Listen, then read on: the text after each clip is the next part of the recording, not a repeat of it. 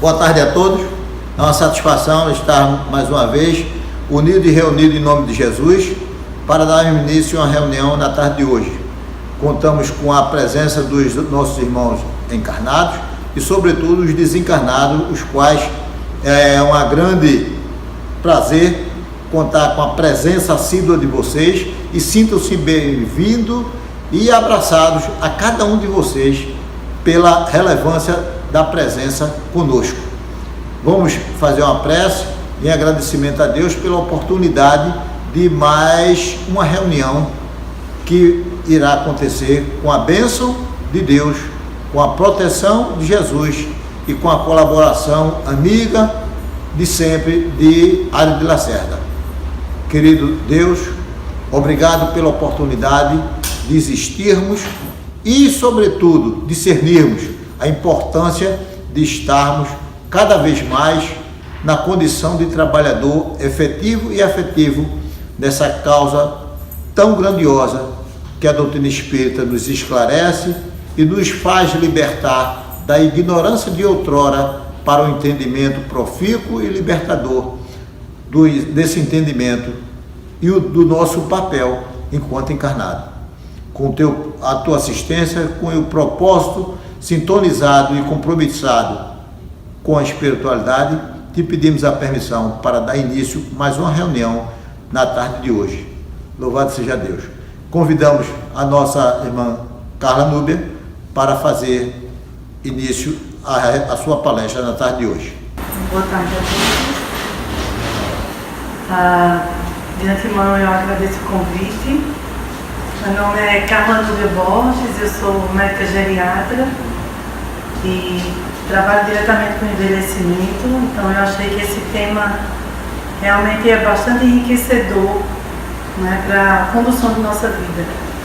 Eu tenho residência em clínica médica, mestrado em ciências da saúde, atualmente respondo pela diretoria científica nacional da Associação Brasileira de Alzheimer. Sou mãe de 3 filhos e trabalho também com a comunidade espírita no Caminho do Bem. São atendimentos que fazemos nos sábados, na direção de uma querida amiga, Silvia Cavalcante. E esse trabalho já vem há algum tempo com esse grupo que se realiza no PINA aos sábados. Tive essa felicidade desse convite, bastante inusitado até, e acho que é um assunto que tem crescendo nos congressos médicos, nas reuniões, tem se falado cada vez mais sobre espiritualidade e saúde, fazendo com que se amplie a questão de corpo e alma, corpo e espírito, e que não se separa. Graças a Deus estamos chegando cada vez mais nessa era que não se separa corpo e espírito. E no dia a dia da geriatria isso é tão verdade que são vários os fatos, as situações que se vivem, né? O envelhecimento, ele traz toda uma história de vida, toda uma história de sortes, sabores na vida, frustrações, perdas, ganhos, felicidades, encontros, desencontros. E a pessoa, quando envelhece, traz consigo toda essa carga. Essa carga poderá ser vivida de forma positiva ou negativa. Isso é um livre-arbítrio. Em fechar ciclos negativos da vida, em viver coisas positivas, isso vai construindo o nosso futuro. Se a gente escolher ficar só pautado em situações, em pessoas, em fatos que foram de alguma forma negativos, a gente vai ter um estilo de vida.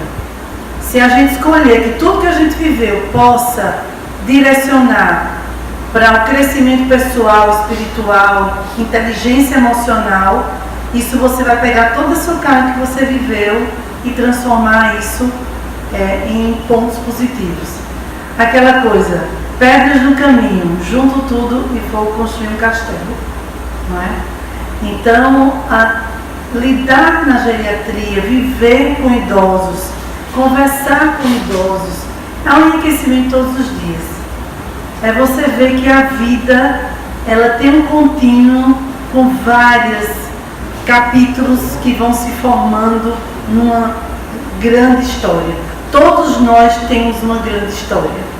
Todos nós temos histórias bonitas, alegres e tristes para contar.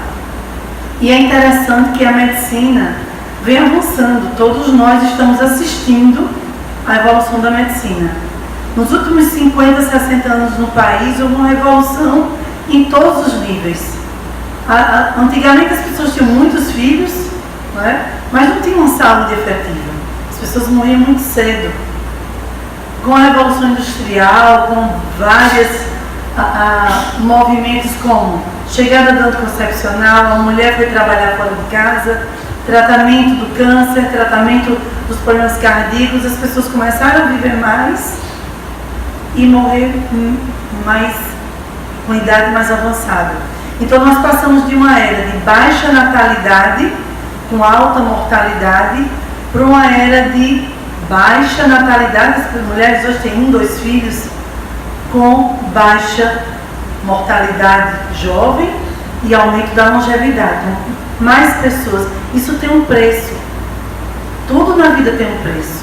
É um preço da sociedade, um preço da família e é um preço unitário de envelhecer no mundo, principalmente num país que não se preparou para esse envelhecimento populacional. E aí cabe a cada um saber lidar com a sua história. Porque quando se chega aos 60, 70, você já tem uma história. E essa história precisa ser respeitada. E aí onde entra a riqueza do que estamos vivendo agora, que é a medicina psicossomática. Cada vez mais os estudos estão mostrando, as imagens estão mostrando que pensamentos positivos, atitudes positivas, otimismo, fé, religiosidade, e aí fica aberto a qualquer estilo de religiosidade, estimula pontos positivos no cérebro.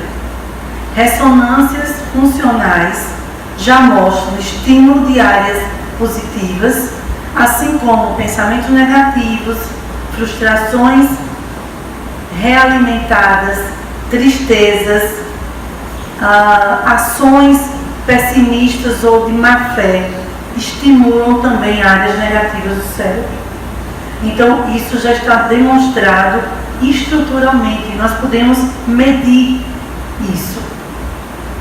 Nós podemos ver na prática o que é uma pessoa que acredita, a que não acredita. A que tem fé e a que não tem fé. A que confia no tratamento, na equipe, no médico, em Deus, nas coisas positivas, a que não acredita.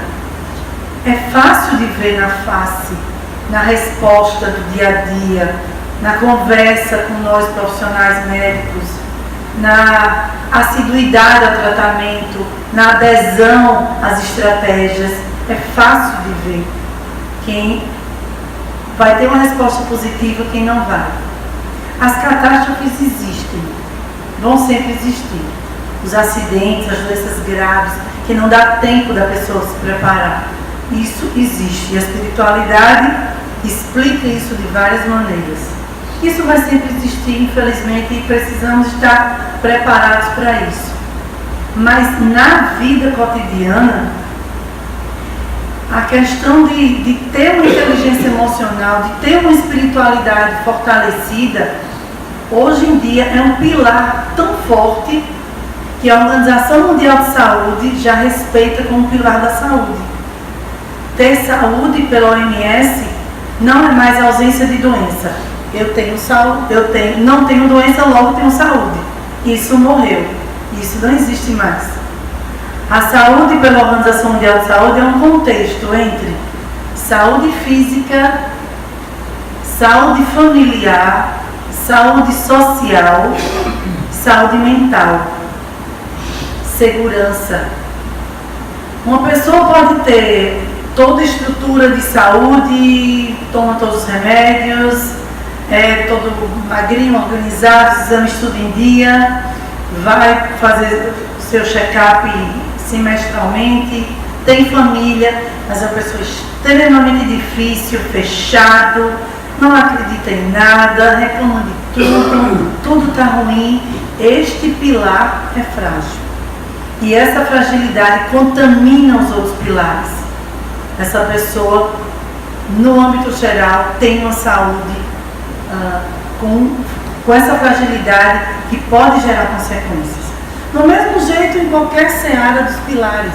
Uma pessoa muito para cima, muito religiosa, muito bem quista pela família, mas que não se cuida, que acha que tudo deixa para lá. Essa pessoa não vai ter saúde.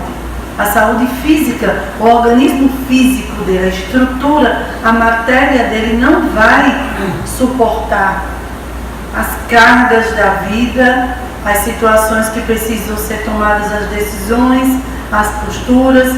Então, a saúde é esse contexto. E a geriatria é muito interessante que a gente lida com isso, não é?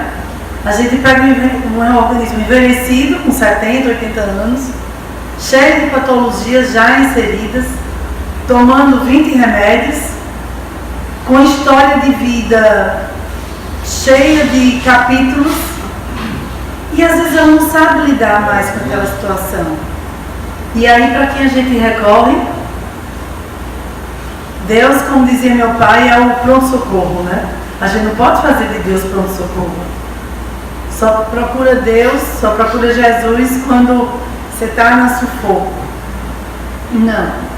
Ele tem que ser o nosso contínuo. Mesmo se você não tiver que ir para a igreja todo domingo, tem gente que é um assíduo, mas não tem aquela espiritualidade, aquela religiosidade trabalhada. Mesmo jeito contrário. Pessoas também que têm o seu cotidiano religioso bastante eficaz, bastante comprometido, mas tem atitudes absolutamente severas com o outro. Não tem respeito à dor alheia, não tem respeito ao que é do outro, não respeita o limite do outro. Então, a vida é muito cheia de características heterogêneas. Não existe um padrão de ser que é o melhor ou é o pior.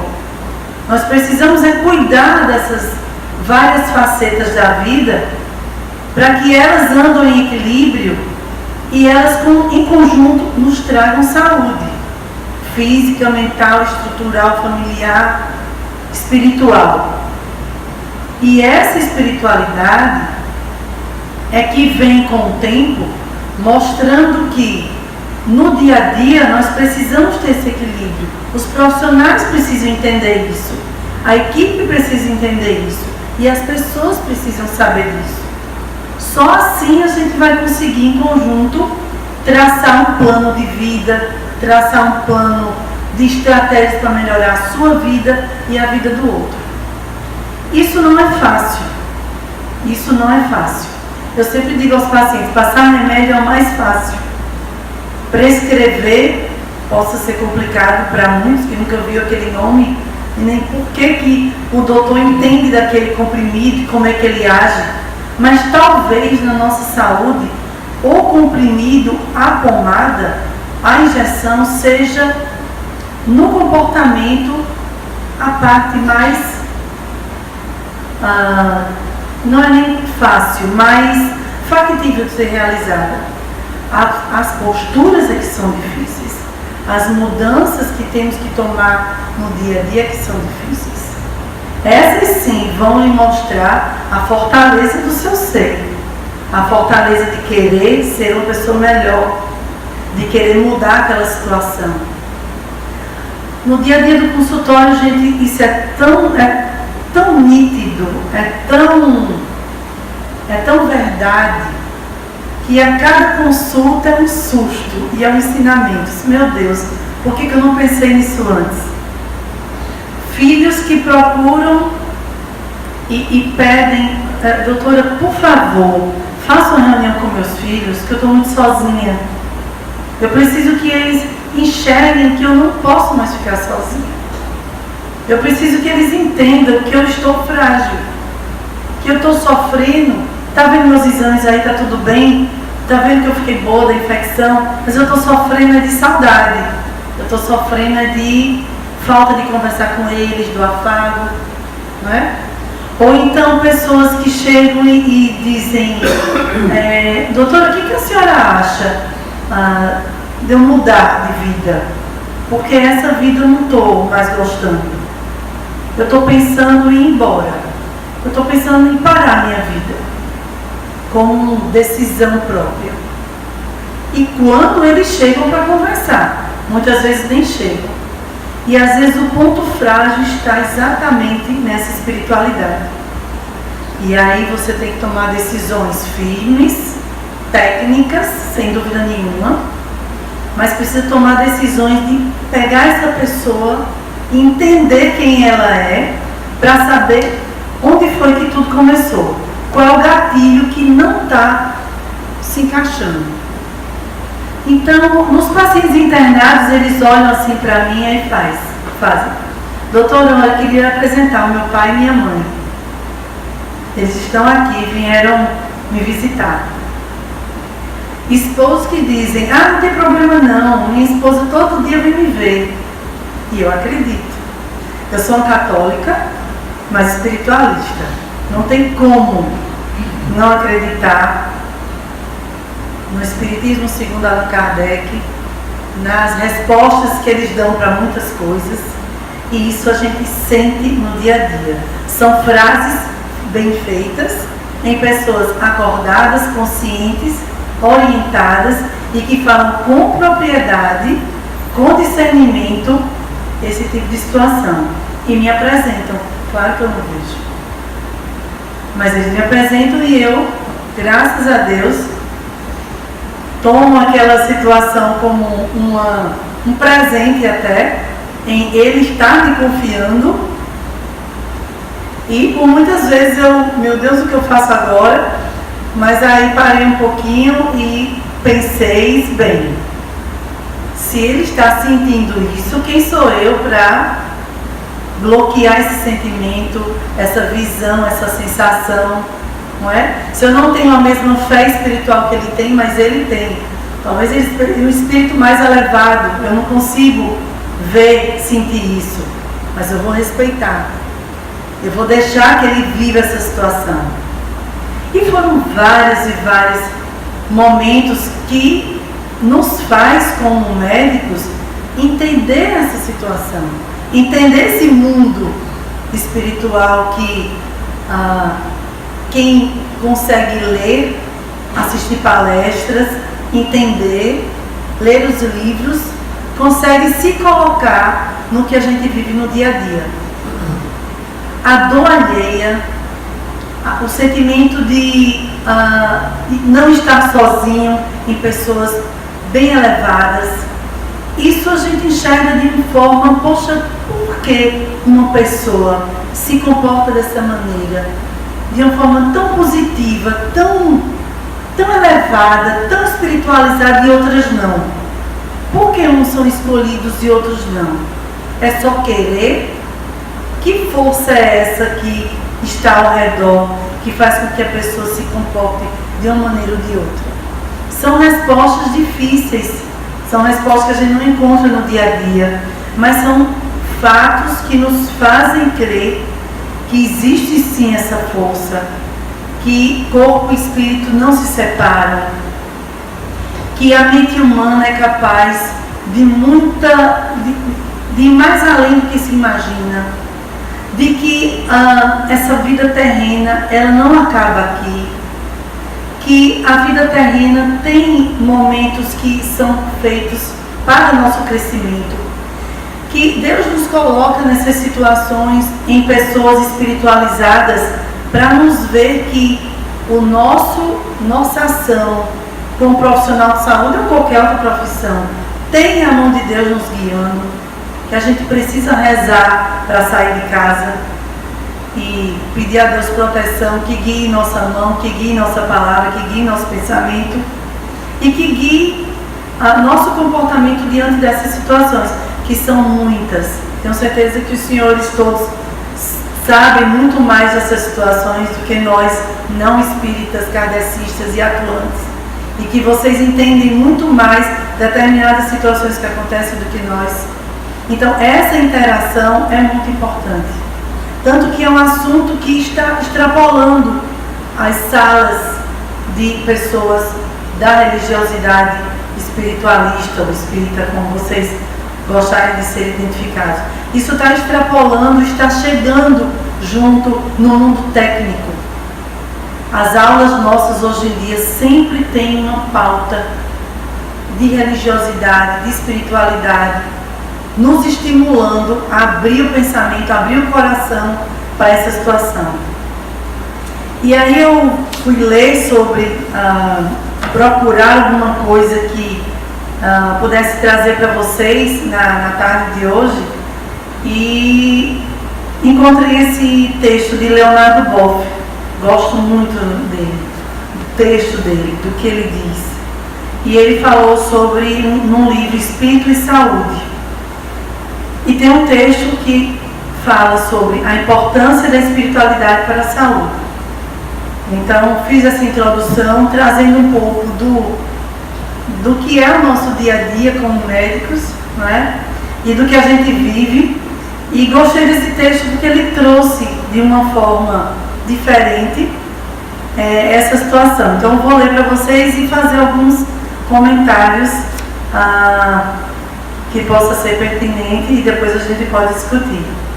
Então, a grande parte das ações na saúde foram moldados pelo paradigma científico da modernidade, que operou uma separação drástica entre corpo e mente e entre o ser humano e a natureza. Criou as muitas especialidades que tantos benefícios trouxeram para o diagnóstico das enfermidades e também para as formas da cura. Não há dúvida que a evolução da medicina técnica, da medicina somática, vem ajudando a humanidade, né? As medicações, as estratégias, as cirurgias, não há dúvida nisso. Reconhecido esse mérito, não se pode esquecer que se perdeu um pouco da visão da totalidade. O ser humano inserido no todo maior da sociedade, da natureza e das energias cósmicas, e a doença como uma fratura dessa totalidade e a cura como uma reintegração dela. Então, aqui ele já fala um pouquinho do homem como totalidade, não só o homem como monólogo, uma doença só do fígado ou só do coração, mas sim aquela doença que traz também dores espirituais, dores da alma, e que pioram. E quando elas são tratadas, melhoram a dor física. Há uma instância entre nós que responde pelo cultivo dessa totalidade, que zela pelo eixo estruturador de nossa vida, que é a dimensão do espírito. De espírito vem espiritualidade. E o que é espiritualidade? É o cultivo daquilo que é próprio do espírito, que é a sua capacidade de projetar visões unificadoras, de relacionar tudo com tudo, de ligar e religar todas as coisas entre si e com a fonte originária de todo ser. É muito lindo isso, né? O espírito como fonte central, em que ele tudo pode, tudo reúne e nos ajuda a seguir.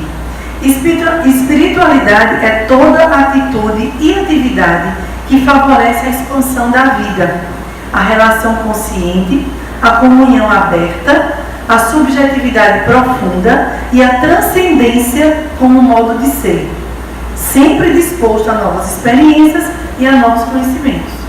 Ele respeita o ser físico, a mente humana, o livre-arbítrio, e ressalta a questão da espiritualidade. Neurobiólogos estudiosos do cérebro identificaram a base biológica da espiritualidade. E eles chamaram isso, eles se situam no lobo frontal. O lobo frontal do nosso cérebro é o lobo do nosso discernimento, do nosso julgamento crítico, né? Nosso cérebro é todo dicotomizado, ele tem várias áreas, área da fala, área da escrita, área do comportamento, área motor, área da visão, área da audição, área da memória, e o lobo frontal é o nosso equilíbrio, é a nossa fronte. Ele que vem na frente para a gente pensar o que deve, o que não deve, sim ou não, fazer ou não fazer, ir ou não ir, ficar ou não ficar. E a espiritualidade está localizada nesse lobo. Vê que riqueza também de descoberta. E esse fenômeno, esse ponto, eles chamaram ponto Deus no cérebro. Trata-se de uma espécie de órgão interior pelo qual se capta a presença do inefável dentro da realidade. Esse fato constitui uma vantagem evolutiva do ser humano enquanto homem e espírito. Tal possibilidade o dignifica, pois espiritualiza e o leva a graus mais altos da percepção do elo que liga e o religa a todas as coisas, sempre inserido no todo. Então essa visão do todo, nada só corpo, nada só alma, o todo. Esse ponto Deus se revela por vários valores intangíveis como compaixão, solidariedade, sentido de respeito e de dignidade. Critérios básicos para se viver, critérios básicos para se ter saúde e vida social. No termo espiritualidade não é pensar Deus, mas sentir Deus, mediante esse órgão interior, e fazer a experiência de sua presença e atuação a partir do coração.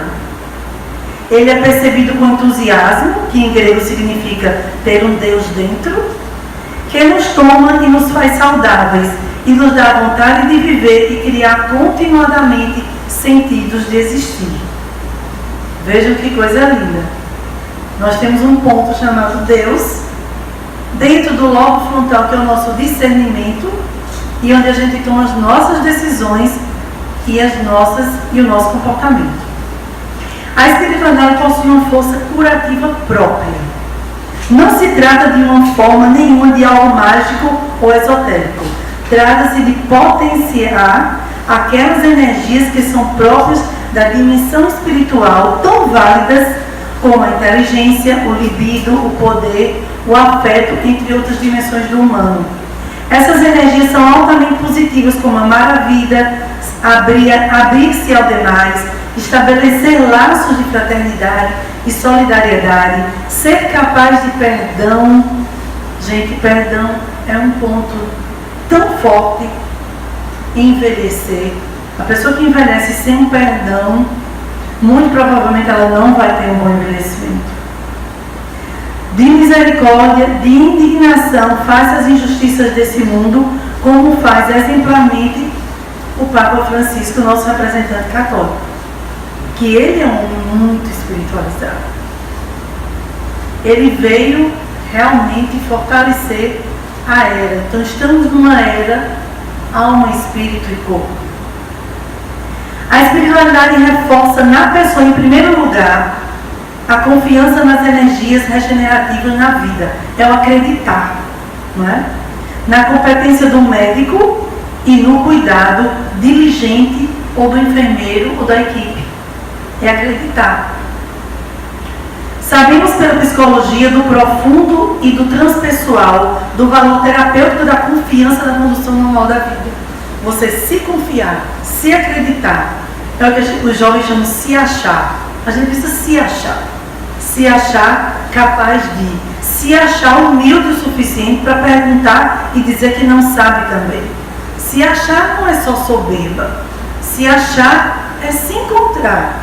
Se ver nesse mundo, sua posição, o que você é capaz de ir, até onde você pode ir, também é se achar. Sabemos, confiar significa fundamentalmente afirmar. A vida tem sentido, a vida vale a pena, ela detém de energia interna que o autoalimenta e que a vida é preciosa. Essa confiança pertence a uma visão espiritual do mundo. Não raro, os próprios médicos, ao se surpreenderem com a rigidez de que alguém se recupera de determinadas situações, às vezes ditas como irreversíveis, voltam e conseguem a sua cura. No fundo, é crer que o invisível e imponderável é parte do visível e do previsível. Pertence também ao mundo espiritual a esperança. A esperança que é imorredora de que uma vida não termina na morte, mas que se transfigura através dela. Força maior, entretanto, é a fé que sente-se na palma da mão de Deus.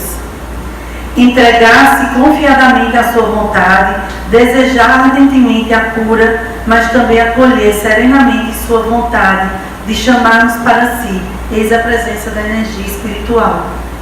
Não morremos, Deus vem nos buscar e nos levar para onde pertencemos desde sempre, para a sua casa e para o seu convívio.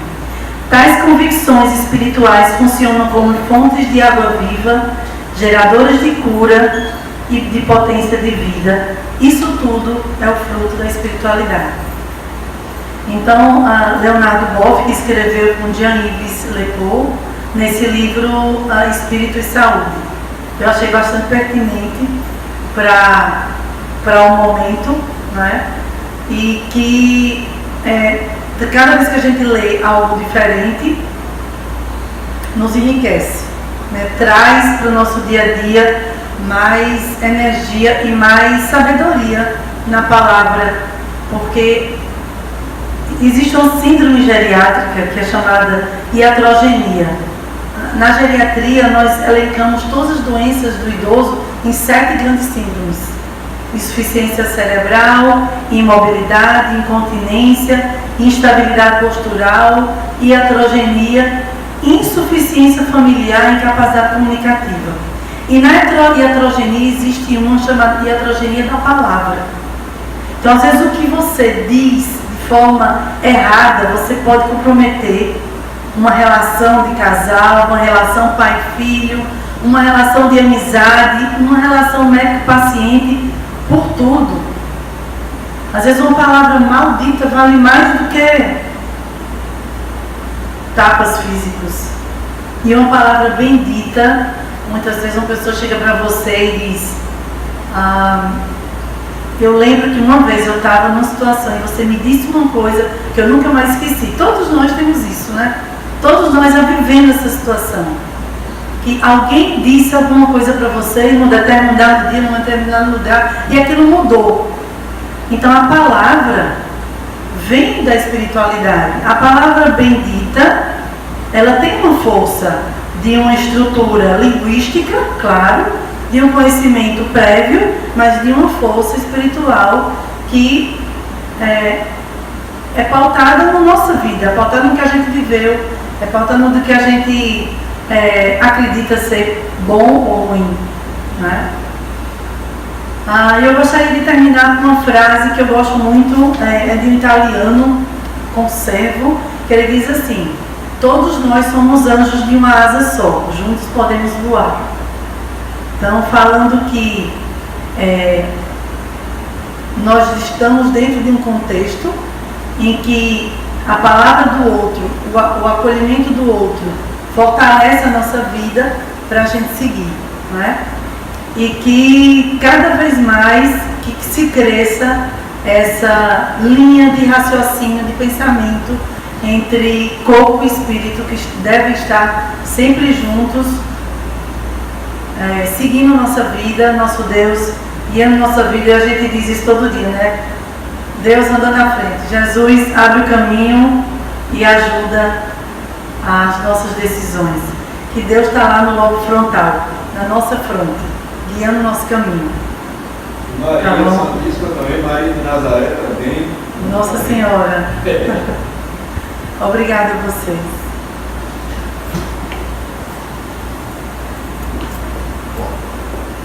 Agradecemos imensamente a presença.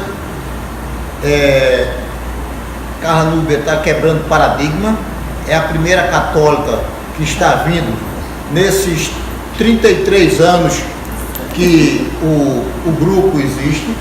Vamos fazer 33 anos agora em agosto, e você está quebrando paradigma. É a primeira católica, com muita satisfação.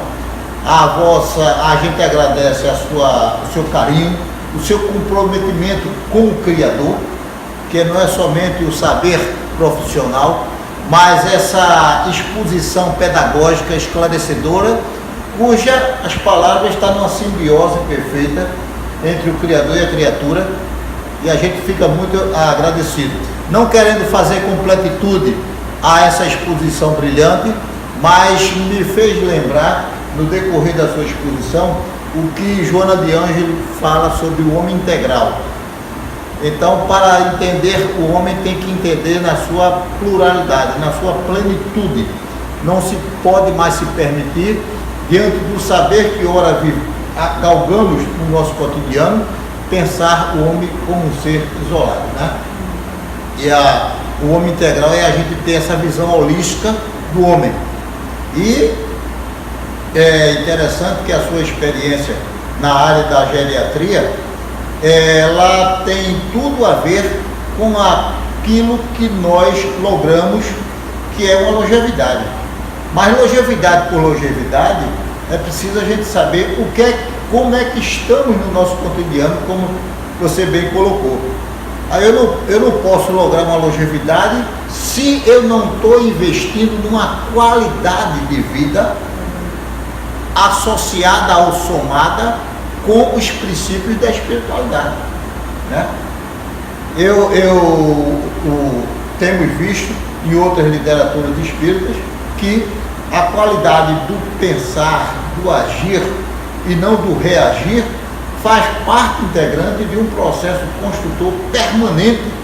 E nessa linha de raciocínio, Kardec coloca no Evangelho, no capítulo 17, no item 4, do bom espírita, desconhece o verdadeiro espírita pela vontade de dominar suas mais inclinações. Ou seja, somos vulneráveis a caminhos e a descaminhos. Mas a partir do momento que você toma uma ciência e uma consciência para melhor se aquecer na mudança que deve ter de dentro para fora, você vai construindo todo um processo de excelência na qualidade de vida material e espiritual. Porque além da longevidade que almejamos materialmente, há uma longevidade que transcende a vida material, que é a do espírito. E aí nós espíritas sabemos que a vida não é apenas a material. A matéria perece pela própria lei da natureza, mas o espírito vivifica. O espírito foi criado por Deus e ele vem nessa completitude ou nessa imprescindibilidade desse saber profícuo, a reencarnação. Então, tudo que a gente adquire hoje não é desperdiçado, como decompõe-se a matéria. Daí porque estamos vendo essa geração de jovem hoje e a gente fica às vezes até pasmo porque que tem crianças que se desinibida com o saber de onde foi que ela adquiriu, se ela está em tenra idade e tem às vezes resposta que deixa-nos estarrecidos. A resposta mais aclarada para aquela sapiência é justamente saberes de vidas pretéritas e que, aguçada, deixa muita gente às vezes estarrecida. Por isso que as crianças de hoje têm tido uma proeza diferente da época nossa, né? Que eu digo que se hoje eu falo com quem tem tomado água de chocalho, foi a doutrina espírita que me deixou desinibido. Mas outrora eu era super inibido, super. Era de olhar para mim, eu baixar a cabeça, eu ficar cabisbaixo. Mas a doutrina espírita me fez uma modificação extraordinária. Bom, a gente agradece a Deus, primeiramente, pela oportunidade da continuidade do nosso existir. Agradecemos a presença dos encarnados e, sobretudo, dos desencarnados, que, por não termos a capacidade da vidência, muitas vezes não vimos os nossos irmãos desencarnados que se encontram presentes, que se sintam à vontade, e um abraço a todos eles que se encontram aqui presentes, com muito carinho. E agradecemos a sua presença pelo carinho de ter aceito esse convite. Pedimos para que encerremos com a oração e por vossa pessoa realizar essa oração de agradecimento a Deus, até porque, católica como és também crente de um Pai Criador de todos nós. Tá certo? Espero tenha compartilhado realmente dessa ideia e que para mim também é um crescimento, né? Toda vez que a gente fala, eu digo aos meus filhos, lê e se aprende uma vez. Lê 2 vezes e relê mais. Mas quando você fala, reverbera aquilo, você aprende mais vezes. Então você sedimenta o conhecimento e compartilha dele, né? Isso é muito rico. Então, obrigado pelo convite, obrigado pela tarde de hoje. Então, agradeço a Deus pela presença aqui, agradeço a todos a vocês. Podemos rezar um Pai Nosso? Pai Nosso, que está no céu, santificado seja o vosso nome, venha o vosso reino, seja feita a vossa vontade, assim na terra como no céu. O nosso caminho nos dá hoje, perdoa as ofensas, assim como nós perdoamos a quem nos tem ofendido, não nos esqueça da tentação, que Deus nos guie, Nossa Senhora na frente da vida de todos nós, Jesus abençoe a todos, muito obrigada. Encerramos a reunião e desejamos a todos um feliz retorno ao local de trabalho com a mesma paz que decorreu na nossa reunião. Abraço a todos. Querida, muito obrigado. Muito obrigado. Eu lhe agradeço.